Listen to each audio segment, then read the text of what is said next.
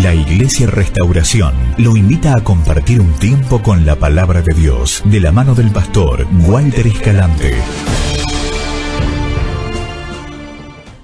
Tengo varias cosas en mi mente hoy, situaciones con las cuales hoy me encontré en este día, que quería compartir, porque realmente, vuelvo a repetir, estamos en los últimos días de este año, en línea recta ya hacia el cumplimiento de las promesas del Señor sobre nosotros. Yo quiero recordarle, usted no se olvide que lo declaramos, y como sucede cada año, lo que declaramos realmente Dios es fiel y cumple. Estamos en un tiempo de cumplimiento de promesas y estamos en el tiempo de la manifestación de la bendición de Cristo sobre nosotros. Eso quiere decir que otros van a ver lo que Dios hace en su vida y en su casa. Otros van a ver lo que Dios le trajo, la bendición que le está manifestando.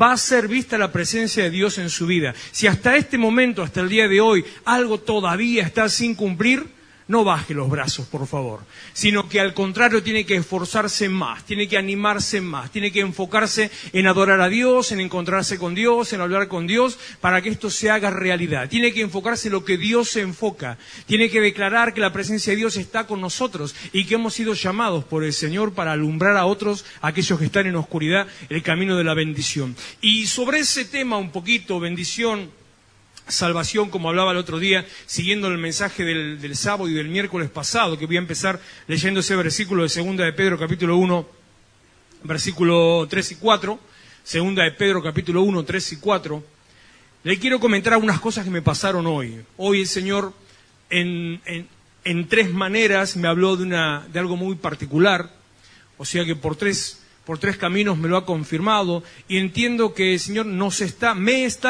demandando algo adicional a nuestra costumbre, no algo adicional a lo que Él pide, sino algo adicional a nuestra costumbre. Estamos acostumbrados a tener una forma de vida con Dios, estamos acostumbrados a vivir de determinada manera, llegamos al Señor, o tal vez hoy es la primera vez que usted está acercándose a Jesucristo, o hace mucho tiempo que está, y tenemos una forma, tenemos una rutina.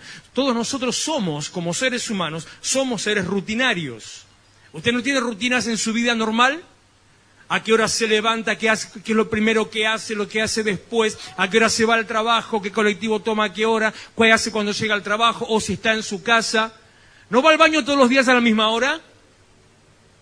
Cuando yo digo baño, ya todos acá se enmudecen.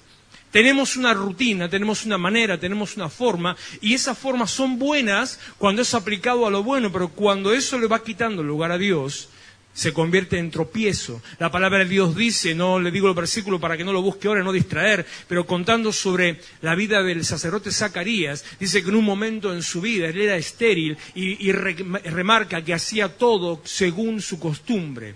La costumbre, la rutina es buena para las cosas que son de bendición, pero para las cosas que tienen que ver con Dios se nos convierten en tropiezo. Entro con este versículo, perdón, estoy medio atascado hoy. Se lo leo, 2 de Pedro capítulo 1, versículo 3 y 4, que lo hablamos de esto el domingo, sábado y miércoles pasado.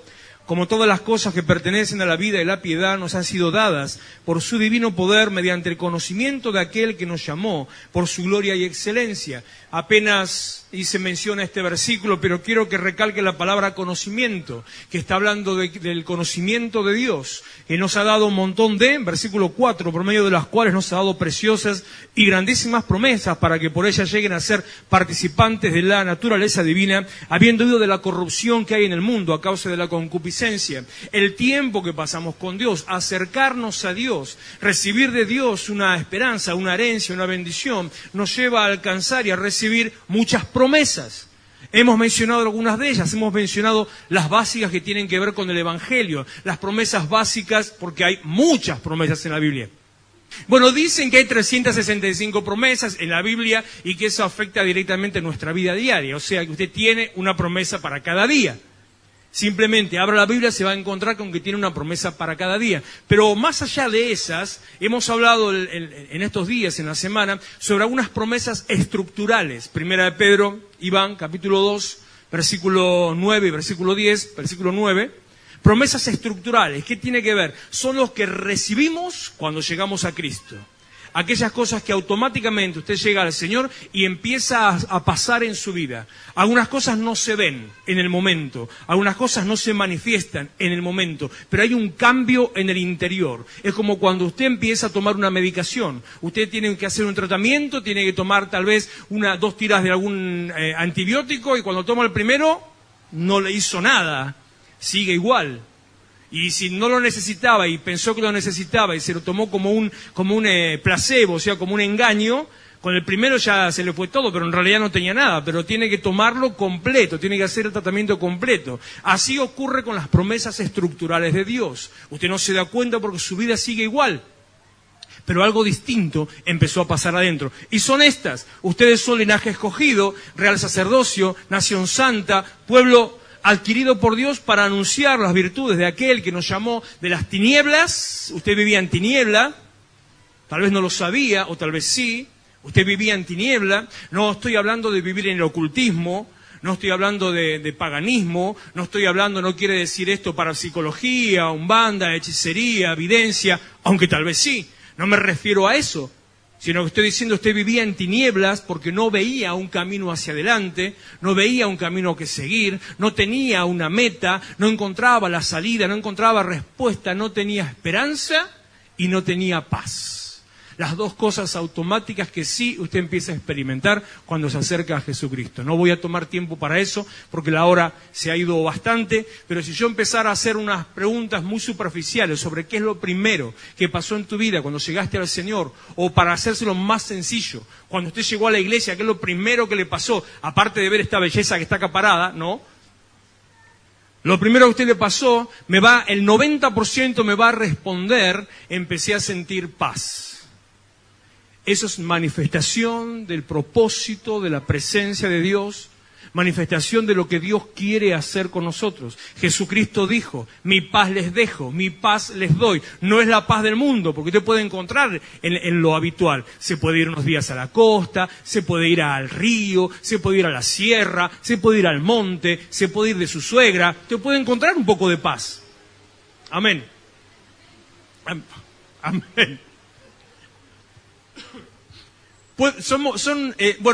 Para mí ninguna de esas. Usted enciérreme en una habitación, póngame una buena película y yo ya estoy ahí dichoso. Y si es alguna serie completa para verla todas las temporadas juntas, mejor todavía. Ahí encontré el remanso de la paz en la medida humana. Esa es la paz humana, pero Jesús habla de otro tipo de paz. Esa que usted no sabe qué le pasa, pero se siente bien. Afuera está todo igual, pero se siente tranquilo. Siente angustia, como me dijo alguien una vez: siento angustia, ganas de llorar y me siento re bien. Eso es lo que Dios hace en nosotros. Tiene que ver con las promesas estructurales, porque vivíamos en tinieblas, vivíamos en la oscuridad. Y tenemos que anunciar a aquellos que están en la misma situación que usted estuvo en un principio. Usted estuvo en ese lugar, encontró la salida, y sería muy egoísta si no le quiere compartir a otro cuál es la manera de que su vida cambie. Pregunto, así me tiro a la pileta: ¿cambió su vida desde que llegó al Señor? A veces uno me llega a decir que no, ¿qué hacemos? Lo mismo es una obligación moral, es una obligación espiritual, es una obligación ética.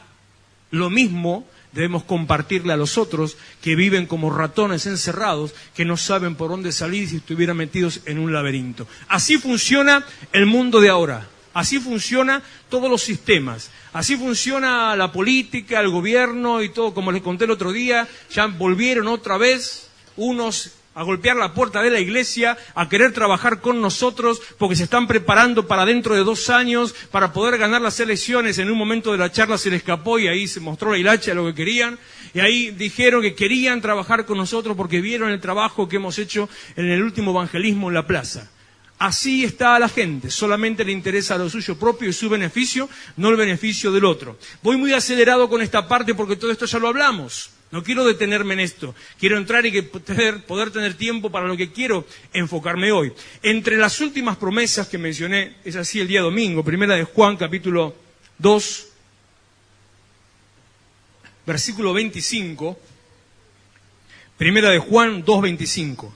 Entre las promesas que Él nos dio, la última que mencioné, o por lo menos que había mencionado el día sábado o el domingo, ¿Lo tiene ahí? ¿Lo está leyendo? Y esta es la promesa que Él nos dio. ¿Cuál es? La vida eterna. En eso consiste el Evangelio.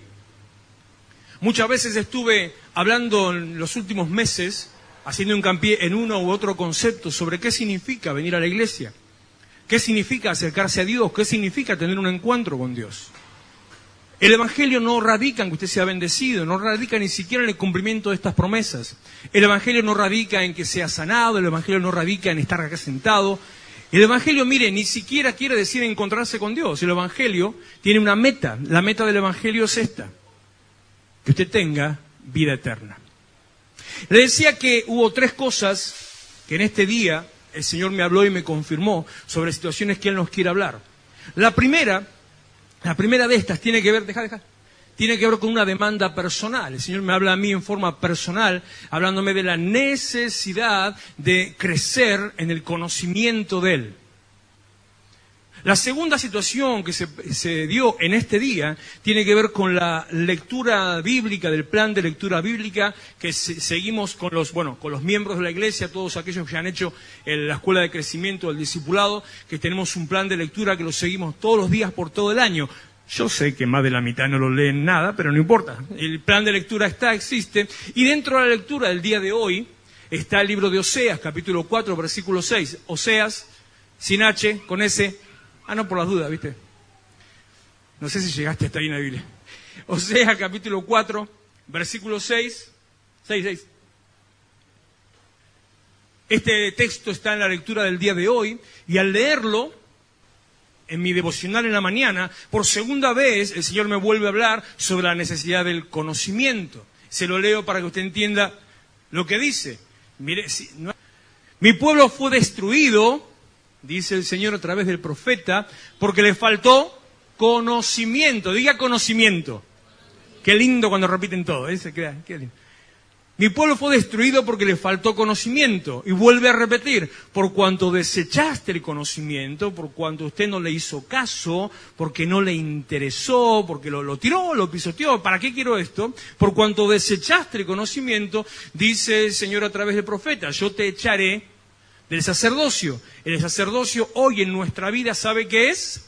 Tener una relación con Dios, tener un encuentro con Dios, hablar con Dios en forma directa, porque dice, en otro, lo leímos hoy ya ni lo creo. Primera de Pedro capítulo 2, que lo leímos hace un rato, versículo 9, nosotros somos real sacerdocio. El sacerdocio significa tener una relación, un encuentro con Dios. Ahora, si yo no me enfoco en el conocimiento, dice Dios, ¿qué pasa con el sacerdocio?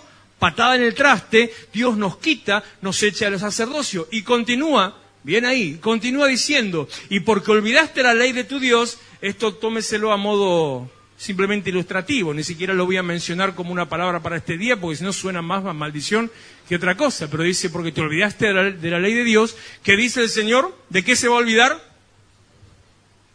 ¿Te quiere que Dios se olvide de sus hijos? Entonces sería bueno que no nos olvidemos de la ley de Dios. De estas cosas tienen que ver con el conocimiento. La tercera cosa con la que Dios me habló en este día y que me llevaba a este enfoque, a este punto, es necesario que crezcamos en el conocimiento del Señor. Yo no sé si usted está al tanto un poco de las noticias nacionales o internacionales, pero hubo un evento en este día que está generando una revolución a nivel político en todo el mundo. Unos lo analizan de una manera, otros lo analizan de otra, pero para mí hasta hoy simplemente está en la puerta de una bifurcación de dos caminos, de una reacción que puede tener. Todavía no le voy a decir ni una cosa ni otra, puede tener una reacción. Le estoy hablando de la decisión del presidente de Estados Unidos de reconocer a la ciudad de Jerusalén como capital del Estado de Israel. ¿Sí? ¿Escuchó eso? Entonces no tengo que explicar todo. ¡Qué bueno! El Estado de Israel, porque vive en guerra prácticamente desde que existe, desde la Biblia hasta ahora vive en guerra, después de la Segunda Guerra Mundial, cuando se le devuelve la tierra a los judíos, se declara el estado de la ciudad, un estado, no recuerdo cómo es las palabras legalmente, pero que es una ciudad que es compartida y no puede ser reconocida, no puede ser usada como capital, porque 3 naciones se la disputan y 3 religiones dicen que ahí está su cabecera. Los judíos, los musulmanes y nosotros los cristianos. Entonces es el ombligo del mundo donde todas las guerras tienen un principio o un final en ello, y es el ombligo del mundo en cuanto también a los acontecimientos proféticos. Israel es el termómetro, el reloj profético de Dios para el cumplimiento de los acontecimientos del tiempo final. Israel, lo que pase en Israel, con Israel, tiene que ver con lo que pase con el mundo, cosas de las cuales nunca nos detenemos a mencionar porque durante todos los últimos, no sé si decirle 50 años, el Evangelio se ha caracterizado por un fanatismo que termina alejando a la gente de la iglesia, separando a la gente de Dios, por convertirse solamente en fanáticos que van detrás de casi algunos mitos y entre ellos estar todo el tiempo hablando solamente del fin del mundo. Hoy si usted le habla a alguien del fin del mundo, lo que hacen es llaman al 911 y dice, tengo un loco delante mío. Porque la gente ya no cree ese tipo de cosas. Ahora, no las cree porque es parte del sistema en el cual nos estamos moviendo y como a cada uno solamente le interesa a sí mismo. La gente no la cree porque en el libro de Timoteo, el 2 de Timoteo capítulo 3, dice que al final de los tiempos el amor de muchos se enfriará. Dice que la gente va a estar solamente enfocada en sí mismo y no le va a importar el de al lado. Yo le pregunto, ¿usted sabe cómo se llama su vecino de la derecha? ¿El de la izquierda? Al de la izquierda sí. Bueno. ¿El de enfrente? Ah, eso es mejor todavía. Bueno, bastante bien. Yo no tengo ni idea. No miento. El de la... A ver. El de la derecha sé, el de enfrente también, el de la izquierda no. Pero más o menos, cada vez uno está cada vez más encerrado en sí mismo, no le importa lo que le pasa al otro. No le quiero preguntar 3 casas para allá porque ya, salvo que haya tenido alguna historia con el de ahí, entonces no, ni idea. Ya no sabemos quién es en el mundo. La gente, las personas cada vez se enfocan más en sí mismo. ¿Qué tiene que ver este acontecimiento? La declaración de Jerusalén como ciudad, como capital del Estado, puede provocar, tal vez no, pero ya antes de salir de casa ya estaban las primeras reacciones, puede provocar reacción política internacional que podría llegar a provocar alzamientos terroristas, que podrían llegar a provocar manifestaciones, bombas, bla, bla, bla, bla, bla, que podría llegar a provocar el inicio de una guerra. Solo porque al Donald se le ocurrió decir, ya es tiempo de que lo hagamos. Porque nunca se había hecho hasta ahora, porque así como unos quieren, otros no lo quieren. Le repito, tiene que ver con acontecimientos bíblicos y tiene que ver con el reloj profético de la historia mundial. Si ocurriera que empezara esa manifestación, que empezaran las reacciones terroristas, que empezaran los conflictos entre naciones y llegara una guerra, en esta época, en Medio Oriente, con sede en Israel, ¿sabe a qué nos enfrentamos? Nos enfrentamos a lo que profetizó, no era profeta, pero se lo digo así, Albert Einstein, ¿sabe quién es, no? Uno que se parecía a Larry, todos los pelos todos revueltos así, que era científico de principios del siglo XX. Allá por no recuerdo exactamente, pero por 1920, 1930, por ahí dijo más o menos. La Primera Guerra Mundial se luchó con espadas, la Segunda Guerra Mundial se luchó con bombas y aviones. La Tercera Guerra Mundial, no sé con qué se va a luchar, pero en la cuarta va a ser con palos y piedras. Eso dijo Albert Einstein. ¿Sabe por qué dijo así? ¿Entiende el concepto? Dice, porque la tercera va a llevar a la destrucción de la humanidad como se la conoce, por el nivel, el avance en violencia, en armamento, en tecnología, y uno esas cosas ya las está viendo en este momento. Entonces, no voy a hacer apología, o sea, no me voy a detener a explicarle acontecimientos finales, sino sí a entrar en un razonamiento. Tenemos que crecer en el conocimiento de Dios. Tenemos que empezar a entender qué tiempos estamos viviendo. Tenemos que reconocer que venir a la iglesia no es jugar al bingo. Tenemos que reconocer que acercarnos a Dios no es solamente para, bueno, es una nueva moda, es una manera distinta, hago terapia, es un lindo tiempo, tengo gente conocida, me venden productos de Avon, compartimos, nos vamos de pesca, encuentro novio. o novia y esposa. No es eso la iglesia, sino que la iglesia radica en el conocimiento de Dios.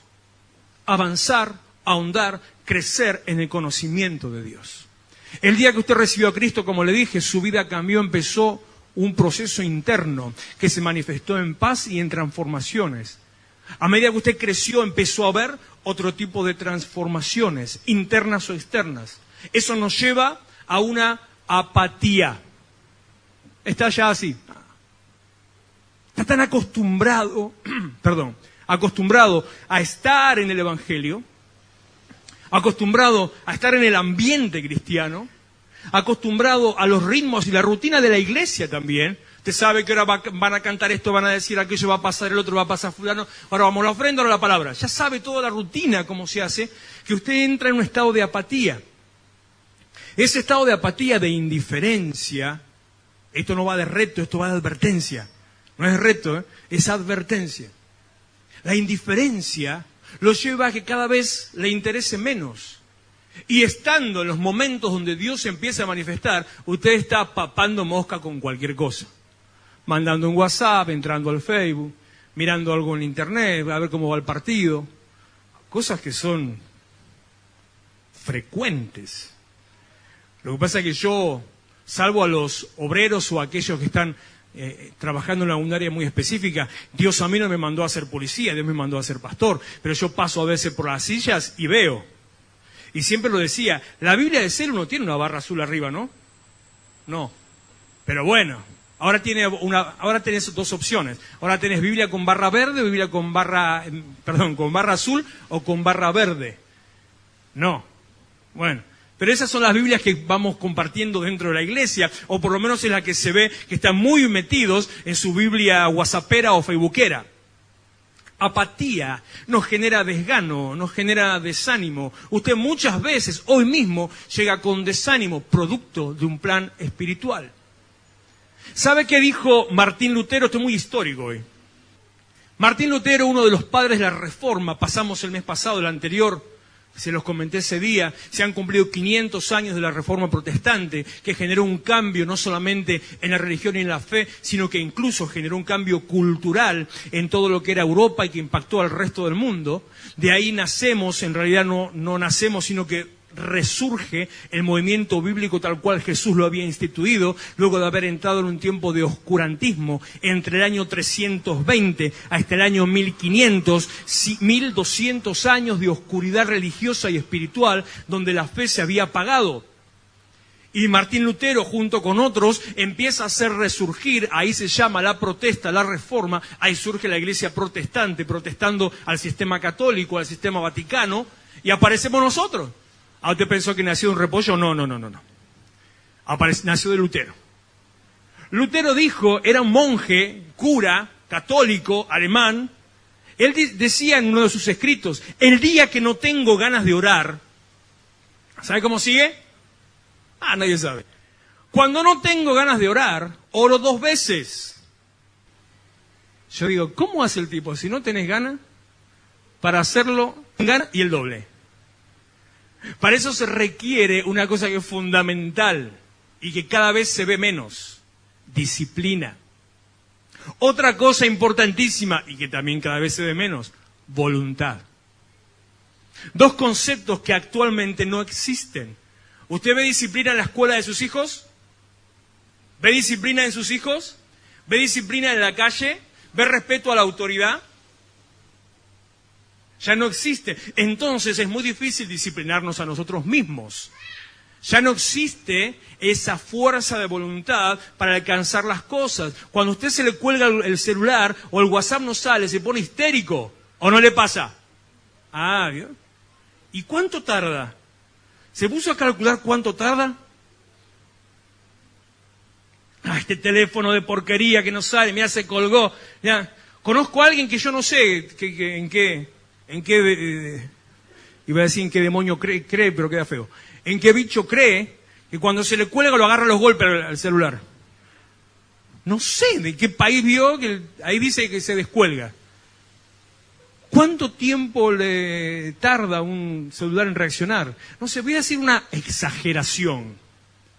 Una exageración. 1 minuto. ¿Tarda más que eso?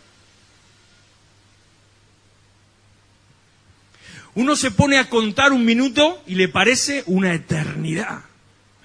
Póngase delante del reloj, en silencio, y empieza a contar.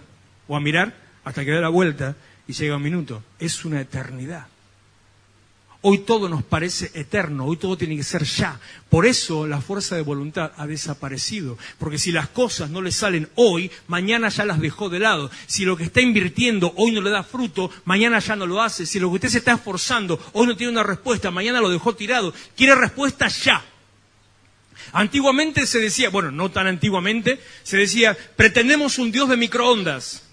Esto le hablo de hace unos 30 años atrás. Hoy vendría a ser, pretendemos un Dios de fibra óptica. Pero los planes de Dios siguen al mismo tiempo. Necesitamos acrecentar nuestra voluntad. Si no tengo ganas de orar, tengo que orar el doble. Si usted no tiene ganas de venir a la iglesia, tiene que venir a la fuerza. ¿Por qué? Porque el hecho de que no tenga ganas le tiene que estar haciendo entender que algo no está bien. Y si algo no está bien, lo tiene que resolver. Si algo no funciona, lo tiene que arreglar. Si usted va a su casa, ahora cuando termina el culto, entra a su casa, prende la tele y no anda, ¿qué hace? ¿Qué hace? Supongo que seguramente como no le anda la tele o la compu no le enciende, usted la deja ahí, no se hace ni 5 de problema. Al día siguiente sale corriendo a donde sea, a quien sea, que la arreglen. O como dice Sandra, se mete en un crédito, pero no puedo estar sin tele. Necesita tenerlo.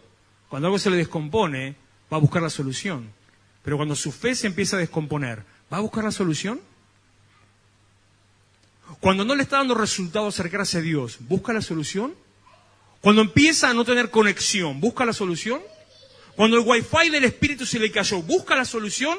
Conozco a alguien en mi casa que cuando pierde la señal, va al router y poco menos lo hace ventilador. Me dice, mueve el router. Le digo, no voy a decir ni hijo ni hija para no dar nada. Mueve el router. Es lo mismo, no cambia. No, porque si lo moves ya agarra señal. Bueno. ¿Para qué va a discutir? ¿No? ¿Qué ganás con discutir? Entonces, ¿qué necesita tu hija? Y déjala que se vaya. Mueve el router. Nos desesperamos por la solución, pero no nos desesperamos por la solución cuando se trata de solucionar o de arreglar lo que nos está pasando en nuestra relación con Dios. Es tiempo de ahondar en el conocimiento de Dios.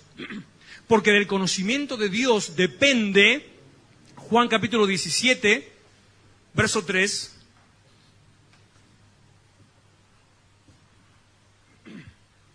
del conocimiento de Dios depende. Esta es la vida eterna. Le dije que las promesas, la última promesa que mencionaba era la vida eterna, y que el Evangelio radica, el concepto del Evangelio es la vida eterna, que estamos para ser salvos de la condenación, estamos para librarnos del infierno y mostrarle a otros el camino de bendición. Su vida eterna depende de... Fuerte, de conocerlo a Él. La vida eterna no se gana, mal usada la palabra, no se obtiene por estar en la iglesia. La vida eterna no se obtiene haciendo buenas ofrendas. La vida eterna no se obtiene recorriendo el mundo hablando de Jesucristo. Ni siquiera eso, y que es lo segundo más importante que el Señor nos pide a nosotros. Lo primero es acercarnos a Él y adorarlo. Lo segundo, proclamar lo que Él hizo.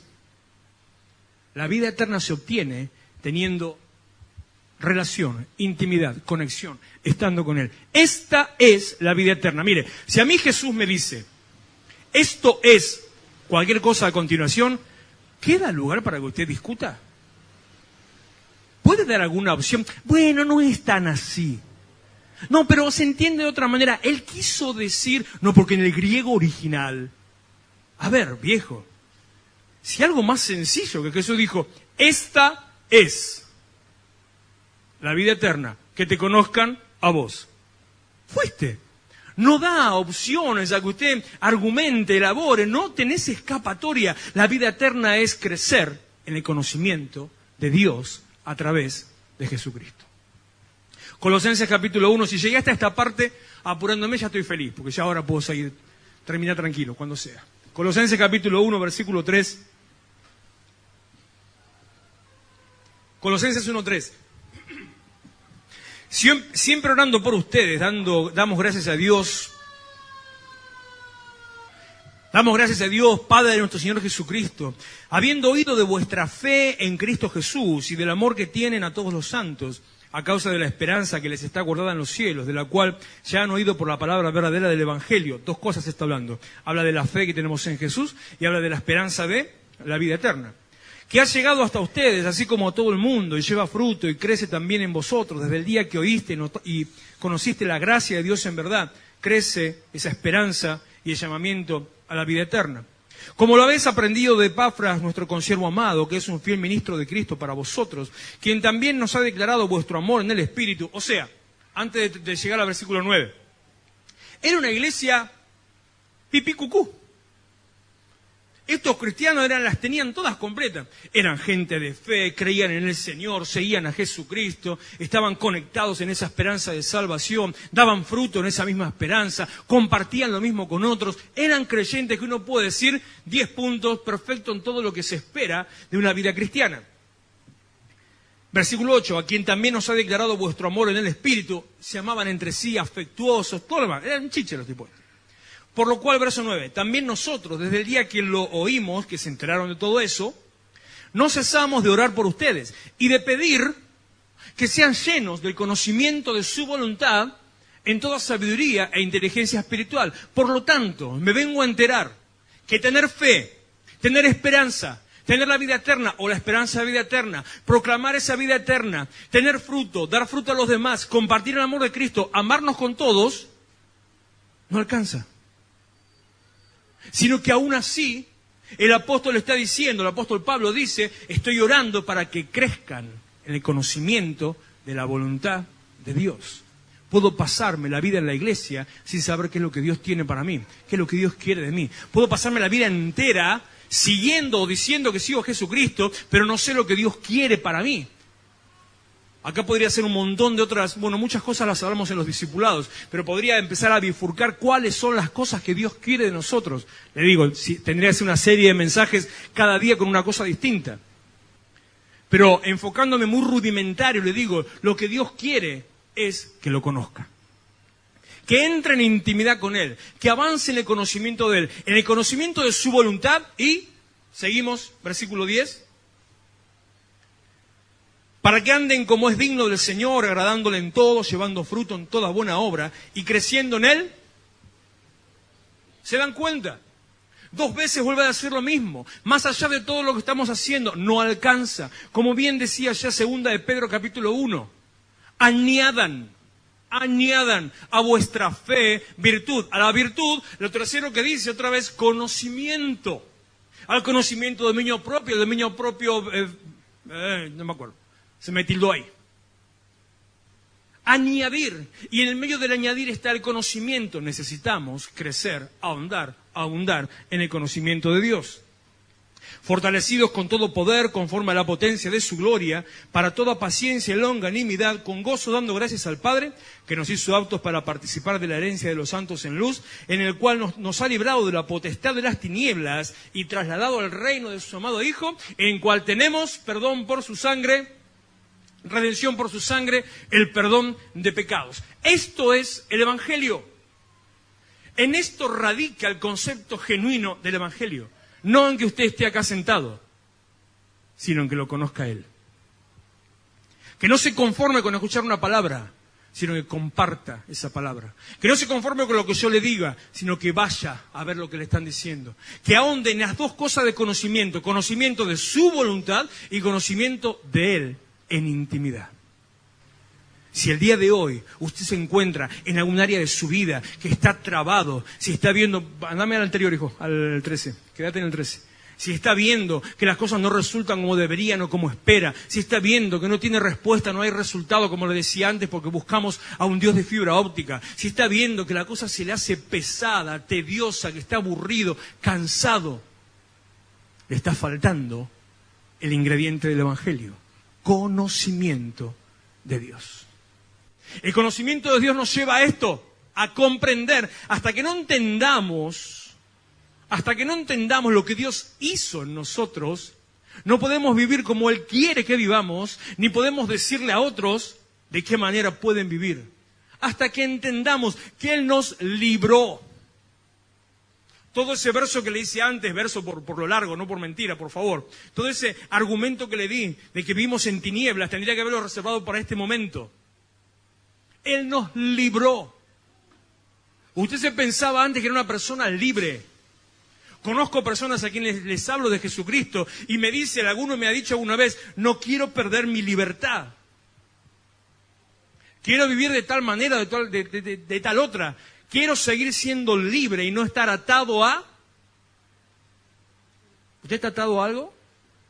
¿Alguien lo ató a la silla? ¿Alguien lo obliga con algo? No estoy preguntando a los maridos si la esposa lo obliga o lo ata. Eso no me meto yo en esas cosas. No me interesa. ¿Está atado a algo?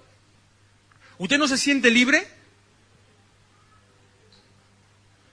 El Señor nos libró. El Señor nos libró.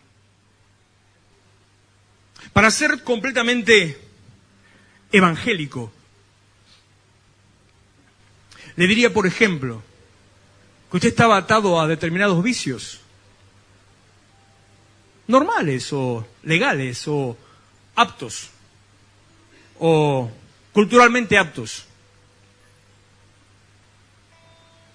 Con la cuestión ahora, con los cambios que hay a nivel social, permanentemente nos enfrentamos a situaciones en la escuela de nuestros hijos. Gracias a Dios, en nuestro caso, que las nenas, que son las últimas en la lista, recién hoy terminaron el primario, así que mira, todo lo que falta todavía. Ellas entienden perfectamente el concepto y no permiten ser contaminadas, sino que enseguida cuando pasa algo anormal, porque tengo que decir anormal, porque en nuestra infancia ya era considerado anormal. Entonces hoy, desde aquel enfoque, es anormal. Miren las cosas que me llegan a decir. Hoy me lo repitió una de ellas. Hay nenas en la iglesia que dicen que ir a la iglesia... hay nenas en la escuela que dicen que ir a la iglesia es aburrido. Yo no entiendo por qué dice eso. Y yo me enamoro cuando dicen eso. Porque se han crecido, han desarrollado dentro de ese concepto. A veces, ¿sabe de qué manera a veces yo le predico a la gente? A los que tienen hijos. ¿De qué manera les predico de Cristo? Ni les hablo de salvación, ni de bendición, ni de promesa, ni de infierno. ¿Sabe qué le digo? ¿Vos querés que tu hijo viva en este sistema en el cual estamos viviendo? ¿O querés que tu hijo crezca con valores firmes, valores de familia? No, sí, claro. Anda a la iglesia. Mire qué barato que lo que vendo el Evangelio yo. Re barato. No le hablo de la sangre de Cristo, no le hablo de la salvación ni de lo que Dios hizo, simplemente por hacer un cambio cultural. ¿Vos querés que tus hijos vivan esto? No, mirá cómo... Anda a la iglesia. Es una garantía. Si los padres se comprometen y lo tienen delante del Señor todos los días, y los ponen delante del Señor y los traen. No como algunos que no traen a los hijos a la iglesia porque se portan mal y los dejan en casa a cuidado de otro. No haga eso, por favor. No haga eso. Y algunos de los que están acá hacen eso. No haga eso. Están maldiciendo a sus hijos, los está maldiciendo, los está condenando a que cuando tenga 15, 16 años, usted le diga, venga a la iglesia y le diga, pero tómatela. Y cuando los 15 o 16, porque no quiero ir para abajo, porque ya alguno me va a decir que no, pero cuando los 15 o 16 le aparezca a una hija embarazada o un hijo con ya siendo padre, se va a acordar de que tenía que haberlo metido en la iglesia. No cometa el error, como no una vez, 10, 20, no sé ya, en estos años las veces que me ha pasado, no castigue a sus hijos con no ir a la iglesia porque se portaron mal. Al contrario, no sea... Espere que me voy a relajar. No sea gil. Ahora ya, dame vuelta. No haga eso. Los está maldiciendo, los está condenando a que rechacen el Evangelio. Al contrario. ¿Quiere castigarlo? Sáquele la comida, mire, sáquele. Es lo peor que le puede hacer un pibe. Ni el celo, le saca la comida, lo peor. Sáquele la comida, pero no, que no esté en la iglesia. Entendiendo de lo que el Señor nos libró.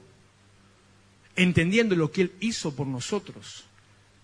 Solamente si dejó de fumar, mire lo que se está ahorrando. Si dejó de darle a lo que se está ahorrando. Si dejó de... Y algunas cosas ya no sé cómo decirlas con elegancia.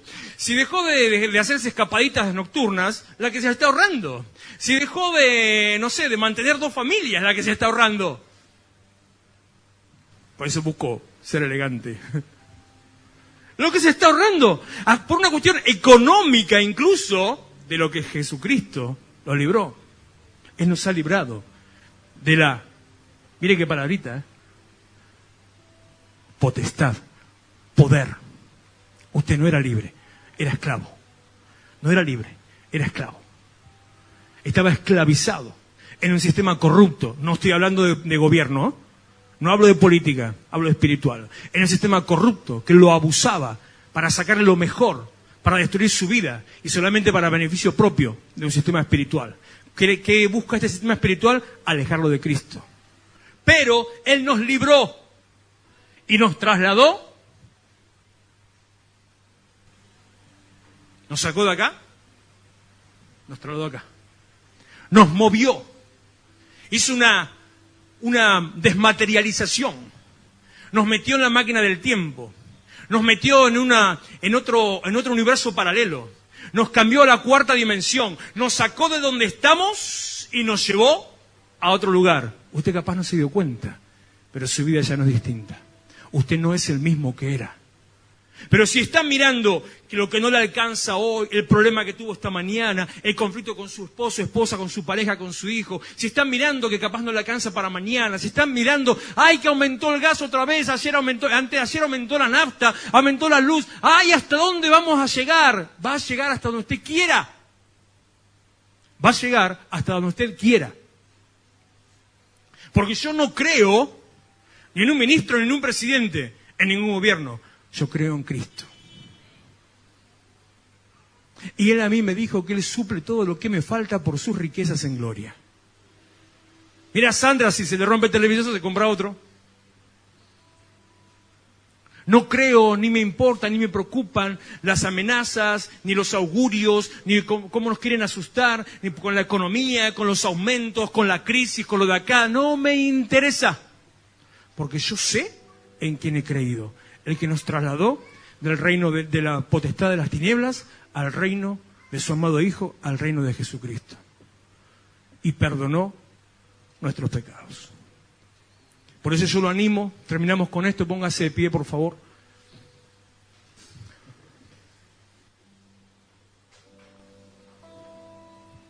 A que cambie su manera, abajo. A que cambie la manera de ver la vida cristiana.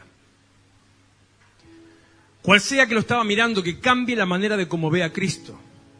Cambie la manera en que ve el Evangelio. Cambie la manera de cómo piensa del Señor. Si tiene una vida rutinaria, búsquele ponerle sabor. Si solamente era una vida religiosa, búsquele llenarla de su espíritu. Si era una vida de estar en la iglesia, venir nada más, empiece a buscar conocer a Él. Debemos avanzar en el conocimiento de Dios, de su voluntad, en el conocimiento de lo que Él hizo por nosotros. Entender que estamos entrando en tiempos proféticos y que si realmente estamos caminando hacia tal vez una guerra mundial, si estamos realmente caminando a que en un futuro ya no tan lejano se decida el destino de la humanidad, y cada profecía en la Biblia se cumpla, usted tiene que saber cuál es el destino final de su alma, cuál es el destino final de su vida. Usted tiene que saber cuál es la manera de alcanzar, de tener, de asegurar la vida eterna, conociendo a Dios. Levante sus manos. Hable con Él. Iglesia Restauración, Avenida San Martín 2324, Florencio Varela. Los esperamos los miércoles a las 20 horas, sábados 19:30 y los domingos, reunión de jóvenes a las 18 horas. Vení a encontrarte con tus sueños.